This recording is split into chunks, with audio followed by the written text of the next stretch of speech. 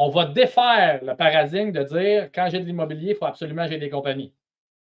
Ça fait 12 ans que je suis fiscaliste en immobilier, ça doit faire 13 ans que je me bats contre les gens qui partent des compagnies sans vraiment de notion à savoir si c'est une bonne idée ou non. Il y en a plein qui se retrouvent avec des immeubles en compagnie. Un coup qu'ils sont là, très difficile à remettre dans tes mains personnelles. Fait que c'est plate, ceux qui sont de même, vivez avec. Mais ceux qui n'ont pas de compagnie, ou ceux qui en ont une, mais qui ont de l'argent ou qui ont une capacité d'avoir de l'argent personnel.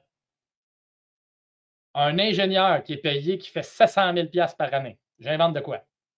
Lui, là, son argent est personnel. Qu'il fasse ce qu'il veut, là. Son employeur va lui faire un chèque de paye à toutes les semaines. Son argent va être net. Vous n'allez pas prendre votre argent, la mettre d'une compagnie pour acheter de l'immobilier. Vous allez vous nuire sur la notion du gain en capital dont on vient de parler. Puis si la règle change, transférer un bien d'un particulier vers une compagnie, ça se fait par tout le monde. C'est l'article 85.1 de la loi. Le paragraphe, pardon, 85.1 de la loi de l'impôt. Très facile. Ça sert tous les jours. Il n'y a pas à peu près pas un mémo qui sort qui n'a pas le 85 dedans.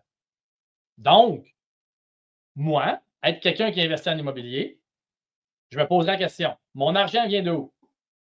Est-ce que ton argent est généré par ton revenu de salaire ou par une compagnie, mais dans laquelle tu as un vecteur pour te le verser dans tes mains? Ouais, Alex, j'avais mis 100 000 dans la compagnie quand ça a commencé, je ne me l'ai jamais repris. C'est le temps. Prends le 100 000 que dans la compagnie, tu as vendu des chaises, tu as fait un profit, prends cet argent-là, rembourse-toi. Tu n'auras pas d'impôt. Mais achète ton 6 logements dans tes mains personnelles. Là, tu vas dire, ouais, tu as peu le risque.